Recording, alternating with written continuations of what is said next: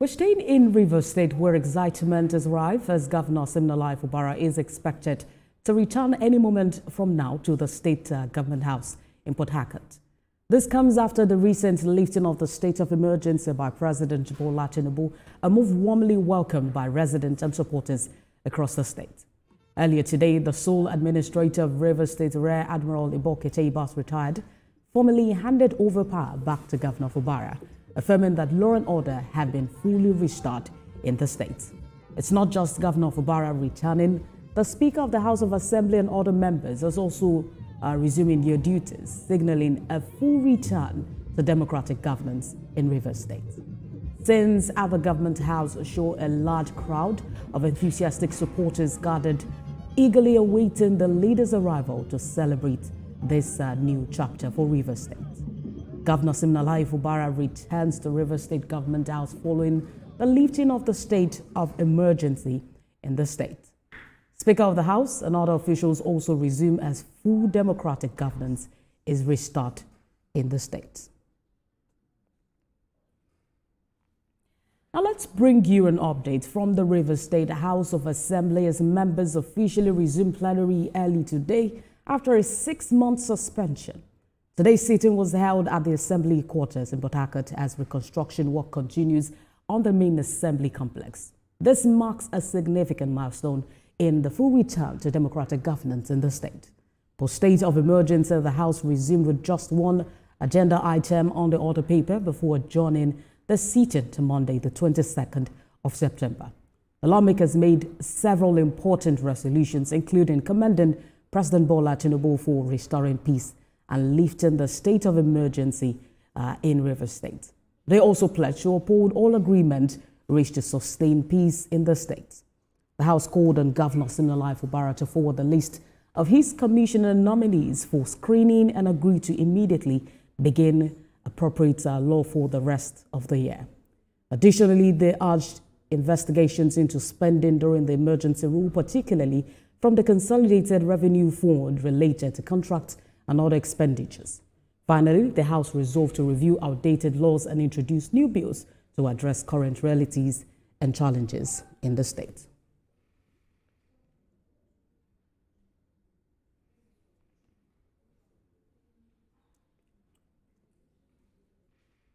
And our correspondent Uche Okoro joins me live from Rivers State to talk to us about what the mood like is in Rivers at the moment. Uche, thank you for joining us. Let's start with the general mood within the Assembly as plenary resumed today. Did it seem like the lawmakers are aligned with the vision in Rivers at the moment? Absolutely. You saw, I think that was a prayer too. The motion was moved by the leader of the House, Honorable Major Jack. It was signed by 9 out of the 27 lawmakers. The very first one there, which you read. The second one and the second prayer in that motion, which was unanimously adopted by the House, answers your question, where the House promised specifically, in the words of the leader of the House, the lawmakers said specifically, we have agreed to work with Governor Fubara. We are ready to work with Governor Fubara. We are ready to abide by all the rules of engagement that would guarantee peace here in the state. So yes, the body language of the legislature is one of peace. They have fought hard for more than 2 years, since about mid-2023 till date. So it is time to rebuild. That's the body language. It is time to rebuild and get the House back as one happy family. I'm still at the Assembly complex. The lawmakers are gradually dispersing. Sitting lasted about barely an hour, where about 8 lawmakers spoke, all agreeing to adopt the motion that was moved by the leader.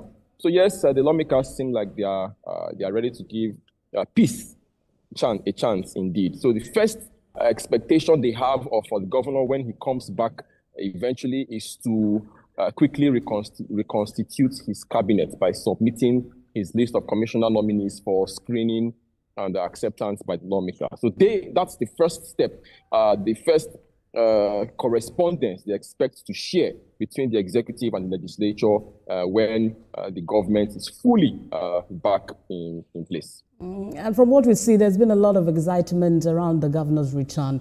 But what immediate steps would you say the governor will have to take as he returns to office? Is there a clear roadmap to restoring stability and governance in the states now? That would have to be with the issues surrounding the appropriation bill. You know that the administrator had an appropriation. He was working with an appropriation bill that was approved by the National Assembly. Now, I've read through the letters of today's motion, and specifically the House is saying that the governor will have to come and tell them if he wants to continue working with the budget that retired Vice Admiral Kataiba has used, or he intends to if in the event that he does not want to go that way, the House is also saying, okay, Governor, come and commence the process of submitting an appropriation bill, fresh appropriation bill that would cater for governance for the rest of this financial year.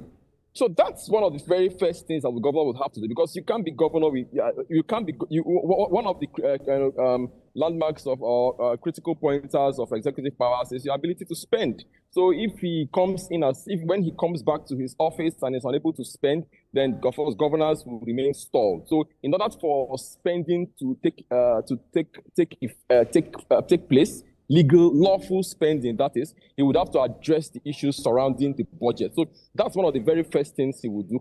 When the issues of his cabinet is sorted, then he would have to look at the issues surrounding the budget, because a lot of projects have been stalled, particularly one of the biggest infrastructure projects in the country then has started, the Ring Road project. That project has it grounds to a standstill since throughout the 6 months period of the state of emergency. So those projects would have to resume, but all that is dependent on the governor addressing the questions surrounding the appropriation bill, reconstituting his cabinet. And additionally, the House agreed also to investigate some of the spending during the emergency rule, particularly from the Consolidated Revenue Fund. What does this mean? Is there any cause for concern? Well, I also share the same curiosity as to why that had to be part of today's motion. I do not know what is the motivation behind that call, but of course, you know that a lot happened during the last 6 months. So the House maybe wants to get more information as regards how the